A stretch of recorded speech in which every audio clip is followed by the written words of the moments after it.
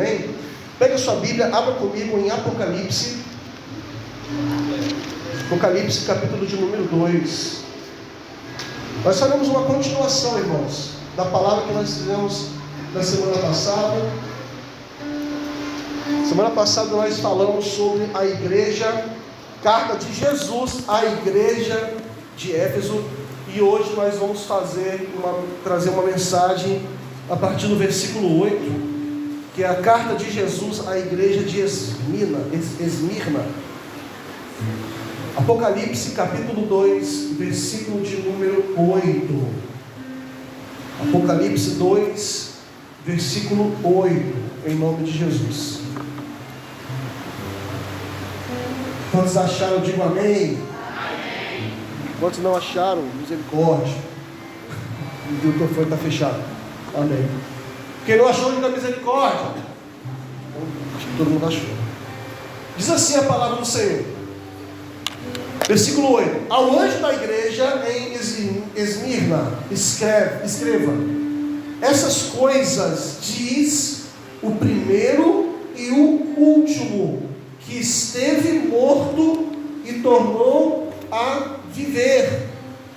Conheço a tribulação pela qual você está passando, a sua pobreza, embora você seja rico, e a blasfêmia dos que se declaram judeus e não são, sendo isto sim sinagoga de Satanás.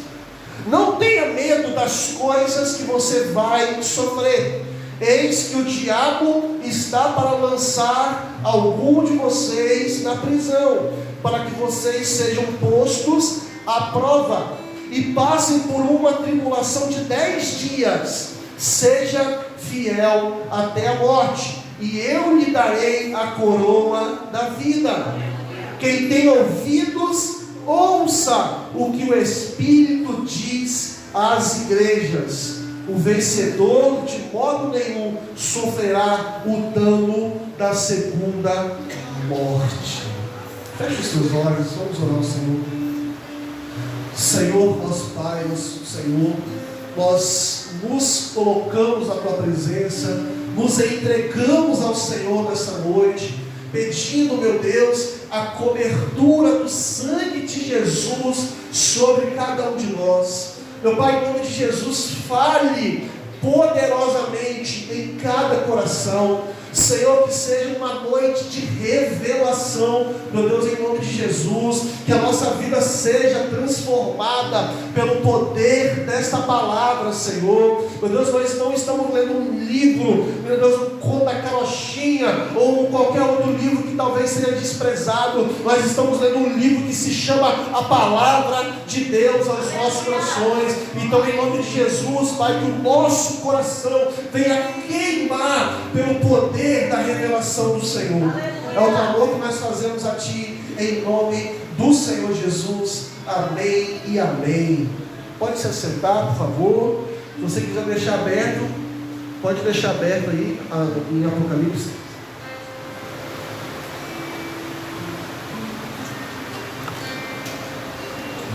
Glória a Deus. Meus irmãos, nós ministramos uma palavra. Show.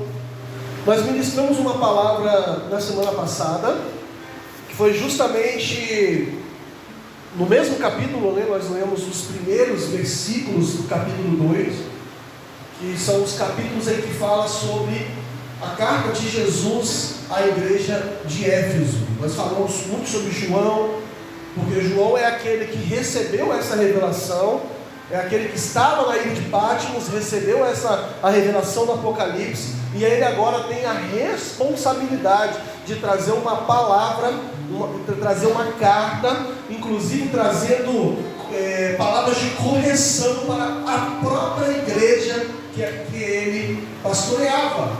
Ele pastoreava a igreja de Éfeso. E agora, Deus mostra para João algumas palavras para esta igreja, a igreja de Esmirna. Irmãos, naquela época era muito comum, tinha várias igrejas dentro da mesma cidade, era muito natural isso.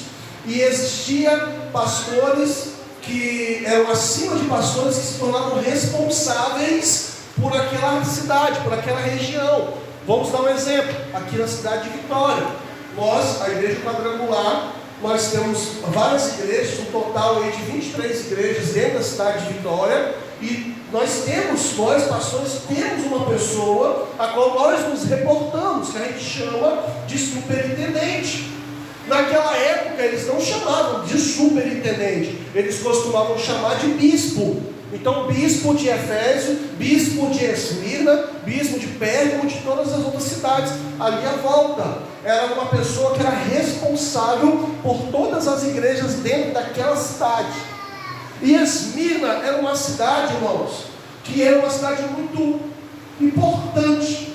Depois da cidade de Éfeso, na verdade, a cidade de Esmirna é uma cidade muito importante.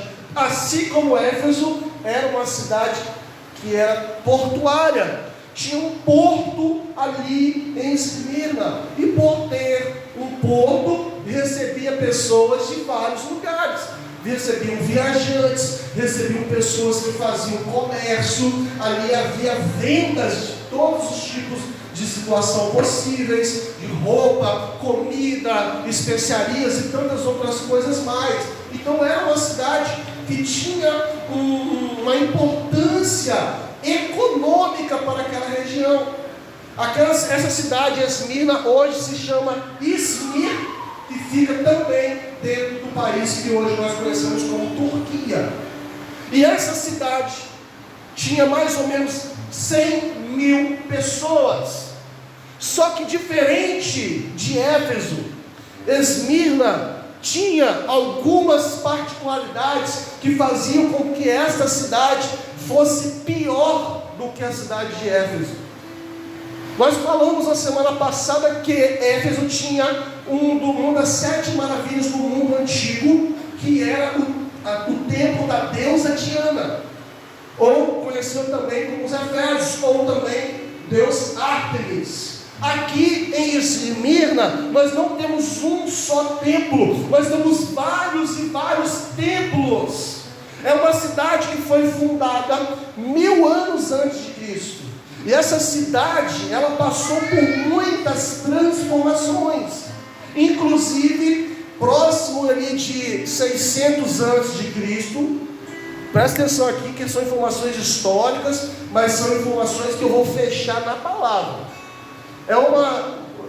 600 antes de Cristo, eles tiveram muitos terremotos naquela região. A história conta que até o 2º século da era cristã, ali teve 178 terremotos que devastaram a cidade. E antes de Cristo, houve vários terremotos que derrubou toda a cidade. E dentro do Império Grego, Alexandre o Grande reconstruiu aquela cidade. Então aquela cidade também era conhecida como a cidade que ressurgiu dos mortos. Aquela cidade não existia mais. O terremoto devastou toda aquela cidade, porém ela foi toda reconstruída. Por isso que ela tem o apelido de que é uma cidade que ressurge dos mortos, torna a viver novamente. E no ano 100 a.C., eles construíram o primeiro templo pagão, a deusa Roma, a mesma deusa que governa todo o principado do Império Romano. A deusa Roma é uma mulher, se você pesquisar na internet, você pode olhar, é uma mulher em que ela tem uma espada na mão. Inclusive, o direito pegou esta deusa e colocou uma balança na outra mão como símbolo da justiça. Preste atenção, irmãos, uma cidade que tem uma mulher que é conhecida como justiça. É esta deusa em que eles passaram a adorar 100 anos antes de Cristo. No ano 26 depois de Cristo, o mesmo imperador que estava ali, que aplicou a crucificação para Jesus morrer, chamado Tibério César, ele construiu dentro de Esmirna um outro templo a adoração a ele mesmo. Tibério César construiu dentro da cidade de Esmirna um templo à adoração a ele mesmo. Então, ou seja, mais outro templo dentro da cidade de Esmirna. E a história vai falando sobre vários outros, imperador Adriano, a história vai falar sobre vários e vários outros imperadores que escolheram Esmirna para construir um templo em adoração a ele mesmo. Então nós estamos falando de uma cidade, irmãos, que era conhecida pela sua idolatria. Era uma cidade extremamente idólatra. Era uma cidade, irmãos, que também era conhecida pela sua fidelidade. Olha que coisa interessante. Esmirna era conhecida como uma cidade fiel. Por quê? Porque mesmo antes do imperador romano se tornar o governante daquele lugar ali, eles já eram fiéis a ele. Então o povo não teve dificuldade em se dobrar diante do Império Romano. Eles foram muito tranquilamente sendo submissos a ele. Tanto é que é a cidade em que mais se construiu templos aos imperadores. Por causa disso, por causa da fidelidade deste povo. Agora Jesus, a Bíblia fala que ele está no meio dos 7 candeeiros, também conhecido como candelabro. E a Bíblia mostra que ele está dentro dos candeeiros, porque cada candeeiro simboliza uma igreja.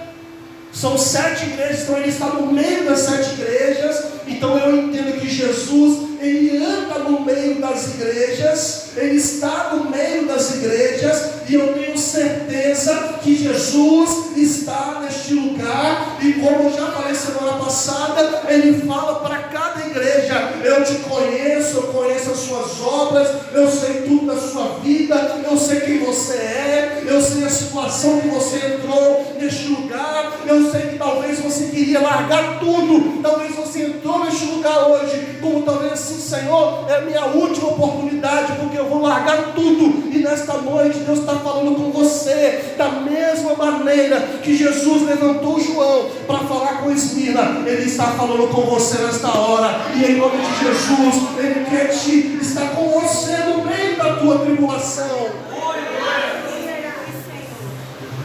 a Deus. Versículo 8: essas coisas diz o primeiro e o último, que esteve morto e tornou a viver. O que eu acabei de falar? Que a cidade de Éfeso, de Esmirna, é conhecida como a cidade que ressurge dos mortos. Então Jesus está falando assim: eu sei que vocês um dia ressurgiram dos mortos, mas eu, na verdade, eu estive morto, e agora eu estou vivo. Eu estou vivo. Conheço a tribulação pela qual você está passando. Irmãos, é uma igreja que, por estar dentro de uma cidade perseguida, uma cidade idólatra, era uma cidade terrivelmente atacada e perseguida. Olha o que diz aqui. Depois eu vou voltar em algumas partes aqui, ó. Eu conheço a tua tribulação pela qual você está passando, a sua pobreza, embora você seja rico, e a blasfêmia que se declaram judeus e não são, sendo isso sim sinagoga de Satanás. Era uma igreja que era perseguida de vários lados, de vários ângulos. Essa igreja primeiro era perseguida pelos próprios judeus. Aqui está falando sobre isso. A blasfêmia dos que se declaram judeus e não são. Jesus chamou a reunião dos judeus, não dos cristãos, dos judeus, de sinagoga de Satanás. Eu vou explicar por quê. Para você formar uma sinagoga naquele tempo, você tinha que ter pelo menos 10 famílias. 10 famílias. E aqui já tinha quantidade enorme de judeus. Historicamente, Jerusalém foi destruída no ano 70 depois de Cristo. Eu estou falando aqui mais ou menos no ano de 90 depois de Cristo. Jerusalém já estava destruída, não existia igreja em Jerusalém mais, não existia a cidade de Jerusalém mais, porque um general chamado Tito, por ordem do imperador Vespasiano, mandou tocar fogo em Jerusalém, e ali houve a maior dispersão dos judeus, a qual eles se espalharam por todo mundo, se espalharam por todos os lugares, só retornaram agora em 1948, foi a maior dispersão dos judeus, e eles se dispersaram a princípio pelas cidades vizinhas, e pela qual aqui Esmirna é uma dessas cidades. Então Esmirna tinha muitos judeus, então por ter muitos judeus, eles podiam fazer a sinagoga deles, só que a sinagoga dos judeus não era para poder seguir as leis de Moisés, não era para poder fazer os seus rituais, não, eles se ocupavam em perseguir os cristãos. Eles olhavam os cristãos, eles denunciavam os cristãos para o imperador romano, para o império romano. Eles olhavam para as situações ali que o cristianismo avançava, e eles denunciavam os cristãos de Esmirna.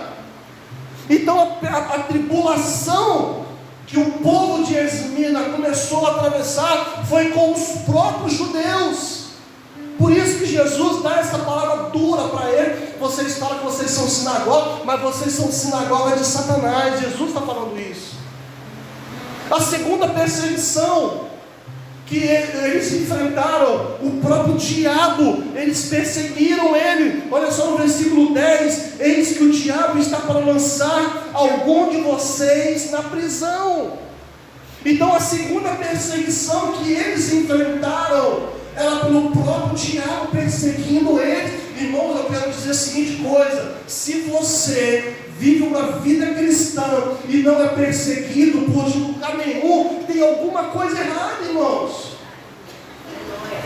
Tem alguma coisa errada. Porque cristão, irmão, tem que ser perseguido.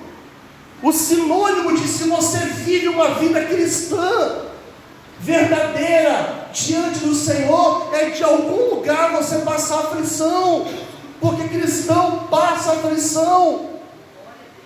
E a terceira perseguição que eles enfrentaram era do próprio Império Romano. O Império Romano perseguia os cristãos de Esmirna. Então, 3 perseguições. Irmãos, eu sou muito franco nas coisas que eu falo. Talvez se eu falasse de forma diferente, eu acho que eu seria pastor de uma igreja de 5.000 pessoas. Eu tenho certeza disso. Eu estava conversando com o pastor sobre isso. Porque em todos os lugares, não vou falar todos, mas em muitos lugares, quando você chega lá na igreja, você tem o seguinte slogan: venha para Jesus e pare de sofrer. Eu não prego esse Jesus. Esse não é o evangelho que eu encontro na Bíblia. Eu falo para você a seguinte coisa: venha para Jesus e sofra com Jesus.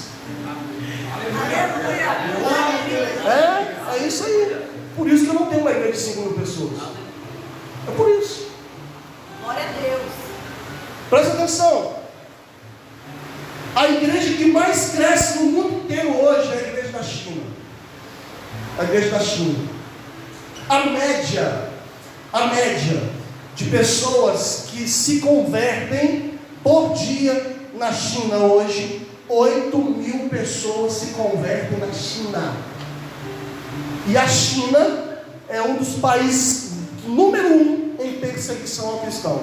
Se você for na esquina na China, pegar a sua Bíblia, levantar para o alto assim: eu amo a Jesus, você não vai durar 5 minutos, porque vai vir um guarda, vai te prender e vai falar: nega a esse Jesus, ou então você vai morrer. Eu não nego a Jesus. Essa não vai negar não? Eles vão começar a te torturar para você negar a Jesus. Se você tiver dúvida do que eu estou falando, eu recomendo você a baixar um livro chamado O Homem do Céu, do irmão Yun, que é chinês. Um dos livros mais fenomenais que eu já li na minha história, na minha vida. Quando você lê esse livro, assim: rapaz, eu não sou crente não, estou muito longe de ser cristão, qual esse cara é? E lá se convertem 8.000 pessoas. Sabe como que é que eles se convertem? Eles se convertem com a consciência de que eles podem morrer daqui a pouco. corpo, porque eles entendem que a morte não é o final da vida. Não é. Uma igreja hoje, que está dentro de um país que não é mais perseguido, mas foi muito perseguido, é a Coreia do Sul. A Coreia do Sul não é mais um país que persegue os cristãos, mas historicamente foi, quando era só uma Coreia. A Coreia do Sul hoje tem a maior igreja do mundo, com quase 1,5 milhão de pessoas na mesma igreja. Sabe como que é que você entende como é o que eles vivem hoje? Lá tem um museu cristão, e lá dentro do museu você vai ver as fotos das pessoas que foram mártires, dos pastores que morreram nas perseguições. Teve uma revolução japonesa que entrou dentro da Coreia, que hoje é a Coreia do Sul, porque antes era tudo junto, na Coreia do Sul, em que eles mataram no mesmo dia 200 pastores, eles cortaram o pescoço de 200 pastores. E eles vão mostrando a foto no museu, está assim, eles vão mostrando as fotos das pessoas que se tornaram mártires, para que hoje a Coreia seja a igreja mais evoluída do mundo. E aí, na última fotografia, você tem que entrar dentro de uma cabine, tipo de cabine de foto, para você ver a última foto do mártir. E aí, quando você entra lá dentro, você vai ver um espelho, e a palavra assim, ó: o próximo mártir pode ser você. O próximo mártir pode ser você. Eles já entendem que eles entram, aceitam a Jesus, e eles vão passar por situações difíceis. Irmãos, nós somos entregues à morte por Cristo todos os dias, diz o apóstolo Paulo. Nós somos afligidos, sofremos tribulações de todos os lados, sofremos perseguições de todos os lados. Nós estamos hoje, irmãos, vivendo um momento muito chave dentro da nação brasileira. Eu não vou falar sobre política, porque eu não faço isso no altar, eu não prego, não falo sobre política, mas nós estamos vivendo um momento muito ímpar dentro da nação brasileira. Nós estamos hoje, talvez, prestes a até mesmo pensar que está cada vez mais próximo da igreja de Jesus ser perseguida dentro do Brasil. Porque hoje, a mesma igreja que há anos atrás pregava o evangelho na Holanda, hoje é uma igreja que é perseguida. Olha a história dos avivamentos, os maiores avivamentos vêm da Europa, e em muitos lugares da Europa você nem pode mais pregar o evangelho. Nós estamos vivendo talvez uma virada, e se nós não nos atentarmos que nós precisamos olhar para Cristo, irmãos, todos os lugares nós vamos ter tribulações. Deixa eu te falar quem era o bispo de Esmirna. O bispo de Esmirna, o pastor da igreja de Esmirna, chamava-se Policarpo. Sabe quem era Policarpo? O discípulo do apóstolo João. Discípulo do apóstolo João. Quando Policarpo chegava nos lugares, as pessoas olhavam para Policarpo com um respeito enorme. Sabe por quê? Porque os pais da igreja já morreram. João foi o último que morreu, e João discipulou pessoalmente Policarpo. E quando pegaram Policarpo, chefe da igreja em Esmirna, fala a seguinte coisa: Policarpo, ou você nega a Jesus, ou você morre. Às vezes eu falo assim, você pode falar assim: poxa, o pastor é muito terrorista. O pastor, ele dá aquela dramatizada, não dou, irmão. Procura, pesquisa, você vai ver do jeito que eu estou falando a história. Policarpo, ele foi preso, e antes de Policarpo ser preso, se levantou um homem chamado, que é conhecido como bispo de Antioquia, que era conhecido como Inácio. Inácio é como se fosse o sucessor do apóstolo Paulo.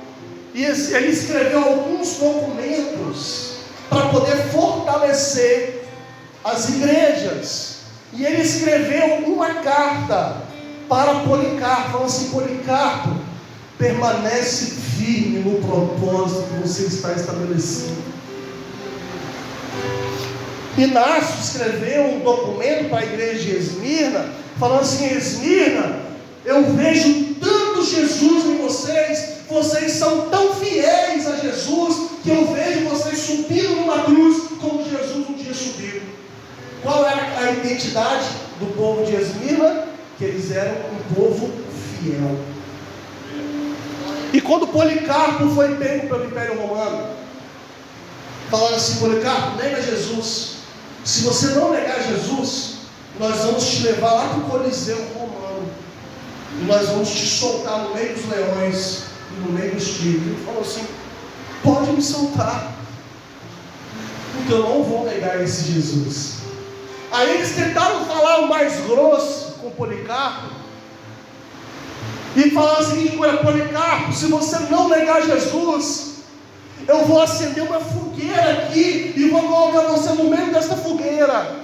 Aí a frase que marcou a vida de Policarpo: você pode até me lançar dentro desse fogo aqui. Esse fogo pode queimar durante 1 hora, mas nem se compara com o fogo eterno do inferno que você quer me lançar para negar Jesus. Então eu não nego esse Jesus.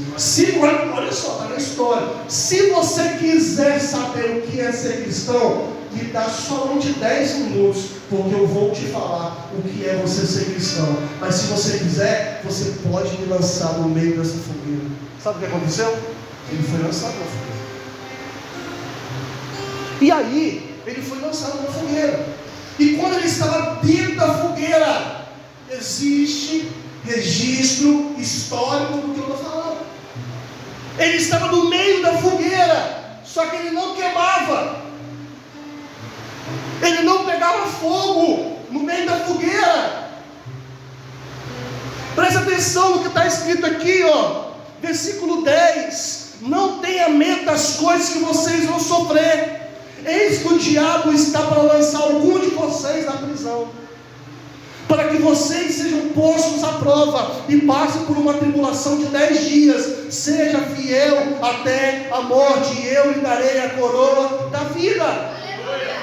Policarpo estava no meio daquela fogueira, e aquela fogueira não foi quente o suficiente para queimar Policarpo. A história diz que um soldado pegou uma lança e furou Policarpo dentro da fogueira, e o sangue que caiu de Policarpo apagou toda aquela fogueira, e ali ele foi e deitou a sua alma ao Senhor e morreu. Então, irmãos, o que eu estou falando com vocês? O que eu estou falando para mim mesmo nessa noite? Nós precisamos estar suficientemente firmes no Senhor para passar todo tipo de aflição. Irmãos, nós não somos entregues à morte aqui no Brasil. Ninguém aqui é preso ainda, né? Ninguém ainda é preso por pregar, por servir a Jesus. Ninguém coloca uma faca no teu pescoço, nega Jesus, então você vai morrer. Ninguém faz isso com você hoje, e você tem toda a liberdade para servir ao Senhor. Este povo não tinha liberdade, e mesmo assim eles serviam ao Senhor. As tribulações que você sofre no seu serviço não tem comparação com isso aqui. A tribulação que você passa na sua escola, a perseguição que você passa na tua faculdade, não se compara com isso aqui. A situação difícil que você enfrenta no teu casamento não se compara com isso aqui. A Bíblia fala: eu conheço a tribulação que você está passando. Eu sei da situação. Não entenda que Deus te abandonou. Deus nunca te abandona. Ele pode talvez estar em silêncio, mas Ele nunca nos abandona. Ele conhece todas as nossas tribulações. Aleluia.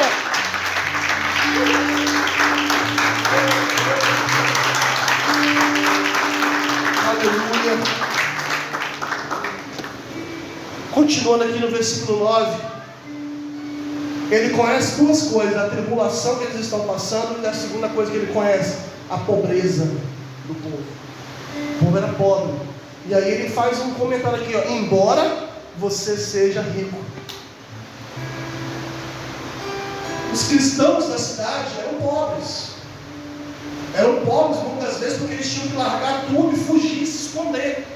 E para você se esconder, você não foge com o guarda-roupa nas suas costas, é verdade?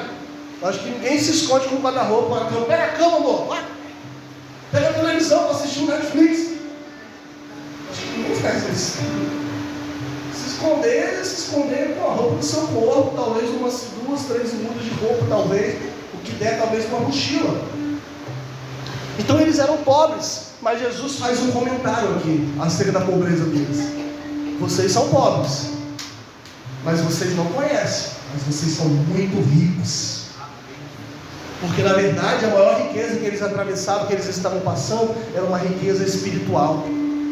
Diferente da igreja de Laodiceia, lá na frente, que era uma igreja que tinha pessoas de dinheiro, tinha um olhar para um lado com o anel do cara, parecia até um anel de Patrick ou de Renato, que eu vi esse dia, um anel que parecia que estava até pesando o dedo. Então eu falei, rapaz, se isso for de ouro de verdade.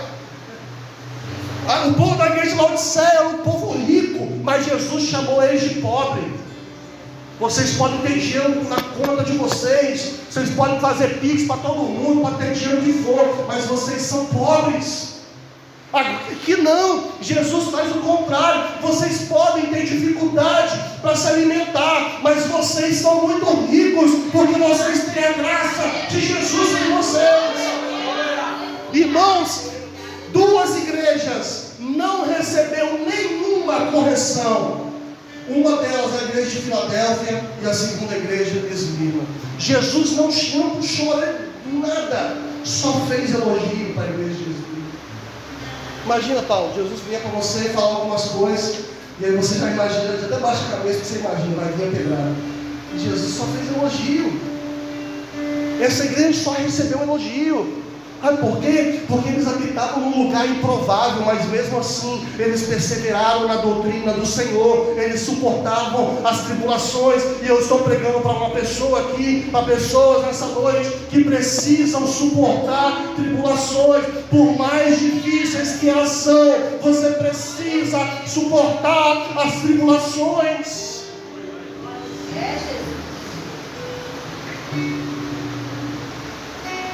E aqui no versículo 10 eu já falei, mas vou falar de novo. Não tenha medo das coisas que você vai sofrer. Eis que o diabo está para lançar algum de vocês na prisão. Isso aqui, Policarpo ainda nem era o bispo da igreja, quando Jesus falou isso aqui. E aí fala assim, para que vocês sejam postos à prova e passem por uma tribulação de 10 dias. Aí a gente imagina assim, poxa, glória a Deus, 10 dias. E a gente imagina assim, 10 dias, 1, 2, 3, 9 dia, 10º dia, graças a Deus, chegou o dia, Senhor. 11º dia, estou livre. A gente imagina que são 10 dias, não são 10 dias. É um ciclo completo. Existem 2 tipos de números, que são números de Deus, que é o número 7, que é o número da perfeição de Deus, e o número 10, que é o número da divindade completa de Deus. Então quando o Apocalipse coloca 10 dias, ele coloca que vai ser uma perseguição completa. Não está falando que vai durar 10 dias, segunda, terça, quarta, não. É uma perseguição completa, que vai se encerrar por completo. Vamos continuar aqui, irmãos. Seja fiel até a morte, e eu lhe darei a coroa da vida. A palavra coroa, que está escrito aqui, é de uma palavra grega que deu origem, inclusive, ao nome Stefano, em português. Aqui é uma palavra chamada Stefano, no grego. Stefano é um tipo de coroa que naquela época as pessoas que faziam provas de esportes, inclusive Esmirna era um grande centro desportivo, eles recebiam uma coroa por ter completado determinada tarefa naquele esporte. Por exemplo, uma corrida, vamos falar de corrida, faz a corrida, aí a gente imagina o seguinte, quem ganhou, quem chegou primeiro, né? A gente imagina isso. Aqui não, vai receber coroa quem completou a corrida. Por isso que o apóstolo Paulo fala como? Completei a carreira, guardei a fé. A coroa que agora me está guardada será dada pelo reto juiz. Ou seja, ele está falando desta mesma coroa que Jesus está falando aqui para o povo de Esmirna. Então, quando eles completavam a sua tarefa, a sua corrida, sua atividade ali, eles recebiam uma coroa, como quem diz assim: parabéns, porque você concluiu. Muitas pessoas não conseguiram concluir. Só que tinha uma segunda situação, em que eles faziam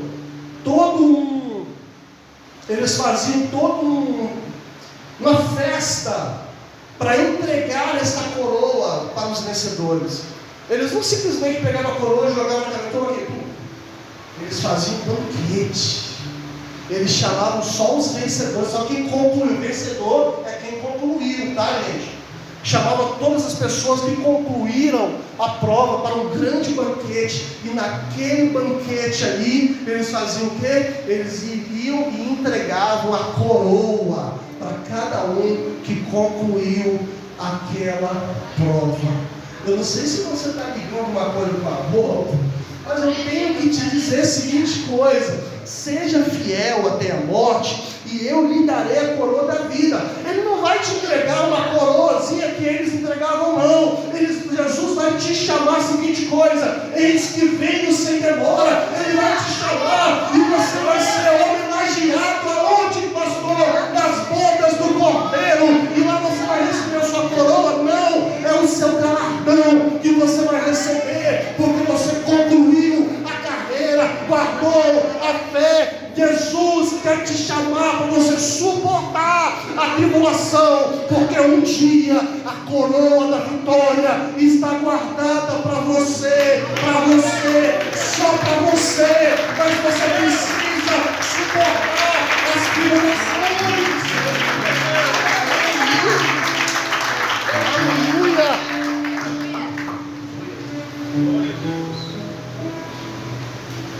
Ele está te separando uma coroa para você, igreja. Ele está separando uma coroa para você. E a coroa não é para quem chega primeiro. Porque igual a pastora Vita falando, quem ganha é o reino. Não é quem chega primeiro, é quem ganha. É aquele que suporta até o fim. É aquele que é fiel até, se for necessário, a morte. Talvez não precise, você não precisa morrer. Ninguém vai colocar uma arma na sua cabeça. Talvez você não vai passar por isso. Mas mesmo que fosse necessário, seja fiel até a morte. Eu tinha um pastor que era militar, era policial militar, e ele falava: se não fosse pecado, se não fosse crime, a vontade que dava era todo mundo que aceitava Jesus, ele pegava a pistola dele e dava um tiro na cabeça da pessoa, para falar assim com ele: pronto, você foi para o céu. Quem dera, né? Quem dera, né? Mas você tem que passar situações difíceis, irmãos. Aqui não é uma igreja, vem para Jesus e pare de sofrer. Venha para cá, irmãos. Você vai ter uma família para caminhar do seu lado. E você vai ter a pessoa mais importante do teu lado, que é Jesus Cristo de Nazaré, que vai estar ali conhecendo as suas dificuldades e te ajudando, dando força para você poder atravessar esse momento difícil. Em momento nenhum Jesus fala para nenhuma das 7 igrejas: eu vou tirar de vocês a tribulação. Jesus não fala para nenhuma das 7 igrejas. Ele fala a mesma coisa: eu estou no meio de você, eu conheço a sua tribulação, eu conheço a situação difícil. Aí as pessoas, quando a gente conversa, falam a seguinte coisa: pastor, você não sabe o que está acontecendo em casa. A gente conversa para trazer uma palavra à pessoa. A pessoa fala assim: pastor, você não sabe. Meu marido, pastor, é uma treva, pastor.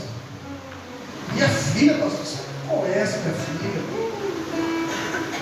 Não, realmente eu posso não conhecer, realmente eu posso não saber a dor verdadeira que você está sentindo. Mas aqui, ó, Apocalipse capítulo 2, versículo 9. Eu conheço.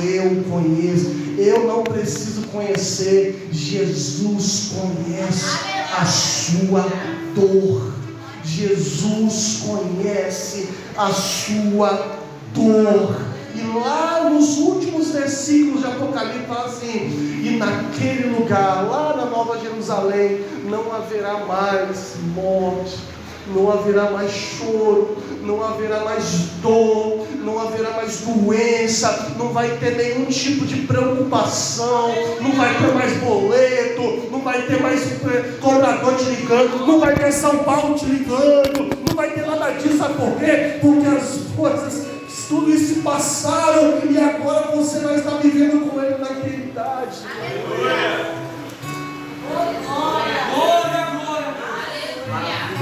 Eu falei que não vai ter mais morte, mas quando eu falei do número 011 aí, todo mundo se manifestou aí, irmão.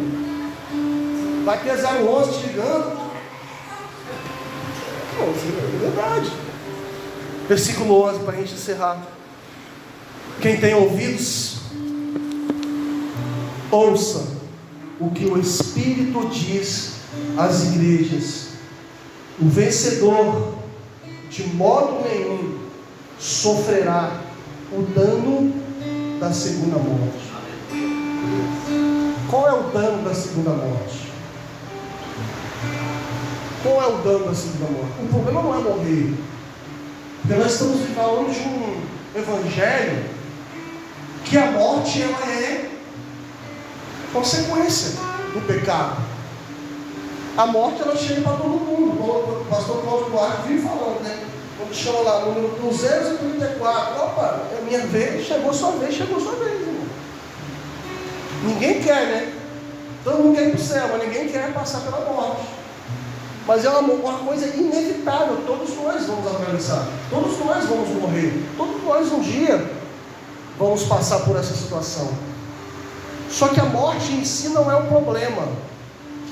A morte não é o problema. O problema é se você não suportou a tribulação. O problema é se você não guardou a sua fé. E guardar a sua fé não é você vir no culto, domingo e segunda-feira, você viver a sua semana como se você não fosse